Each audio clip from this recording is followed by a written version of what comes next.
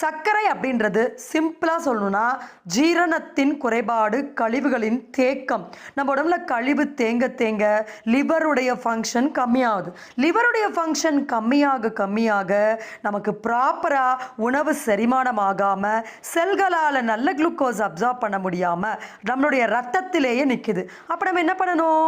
கழிவுகளை உடம்பிலிருந்து செல்களிலிருந்து பிரித்தெடுத்து வெளியே அனுப்பணும். அப்போ ஆட்டோமேட்டிக்காக லிவர் ஃபங்க்ஷன் பூஸ்ட் ஆகிடும். லிவர் ஃபங்க்ஷன் பூஸ்ட் ஆகிட்டுனா ப்ராப்பரான இன்சுலின் செக்ரேஷன் உற்பத்தி ஆகும். ஆட்டோமேட்டிக்காக நிரந்தரமாக சர்க்கரை நோயை சரி பண்ண முடியும். நாம் உண்ணக்கூடிய உணவில் இருக்கக்கூடிய தவறுகளை நாம் என்று அதை ஃபில்டர் பண்ணிக்கிறோமோ அன்னைக்கு தான் ஒரு நிரந்தரமாக சர்க்கரை நோயிலேருந்து நம்ம வெளிவர முடியும். இப்போ நம்ம ஒரு லிஸ்ட் கம்ப்ளீட்டாக நம்ம இந்த ஸ்லைடு உங்களுக்கு இப்போ டிஸ்பிளே ஆகும். இதில் நம்ம என்னென்ன உணவுகள்லாம் தவிர்க்கணும்னு போட்டிருக்கோமோ அந்த உணவுகளை கட்டாயமாக சர்க்கரை நோய் உள்ளவங்க தவிர்க்கணும்.